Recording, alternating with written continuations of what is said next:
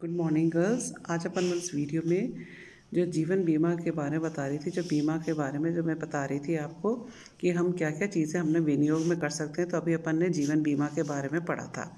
अब अपन उसी में कि हम अपने पैसे की बचत किस तरह कर सकते हैं। जो दूसरा एक उपाय है वो है unit trust of India.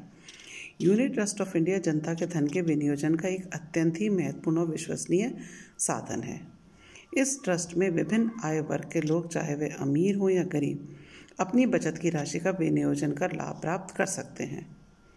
Unit trust of India की स्थापना संसद के एक अधिनियम के द्वारा सन 1964 में भारत सरकार के द्वारा की गई।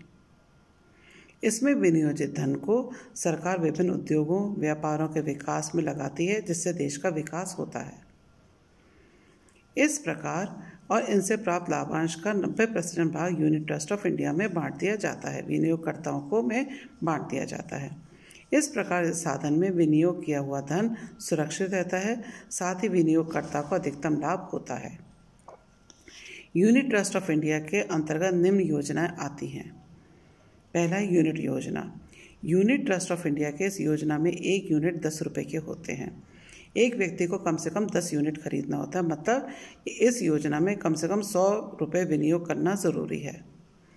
यूनिट खरीद की अधिकतम सीमा निर्धारित नहीं है। विनियोजक अपनी मर्जी से जितना का यूनिट चाहे खरीद सकता है। यूनिट ट्रस्ट ऑफ इंडिया के कार्यालय अथवा उसके द्वारा अधिकृत एजेंट, अधिकृत बैंक अथवा डाकघर से खरीदे जा सकते हैं।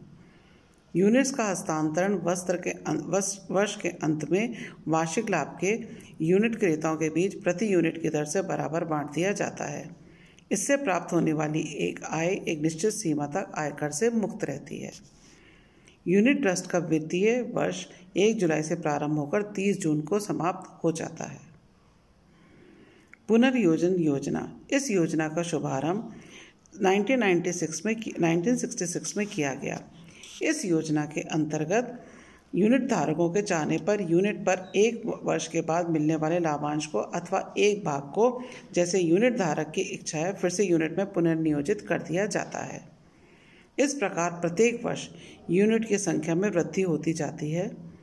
परंतु यदि यूनिट धारक अपने लाभ को यूनिट क्रय में नहीं लगाना चाहता है तो उसके पुनर्योजन की इस योजना को सामान्य भी किया जा सकता है तथा यूनिट से मिलने वाले लाभांश का नकद भुगतान कर दिया जाता है। फिर है कैपिटल यूनिट योजना। इस योजना का श्री गणेश 1976 में किया गया। इसका मुख्य उद्देश्य यूनिट धारक को एक मुश्त रकम को बढ़ावा देना है। इस योजना के अंतर्गत यूनिट का मूल्य 100 रुपये प्रति कैपिटल यूनिट रहता है। यूनिट धारक को 100 के गुणांक में ही यूनिट कैपिटल क्रय करना पड़ता है। इसमें लाभ भी 100 के गुणांकों में ही प्राप्त होता है। फिर है यूनिट बंधन बीमा योजना। यूनिट ट्रस्ट ऑफ इंडिया द्वारा इस योजना की शुरुआत सन 1971 में की गई। इस योजना का सबसे बड़ा फायदा यह है कि इसमें यूनिट की परिपक्वता पर बोनस भी दिया जाता है।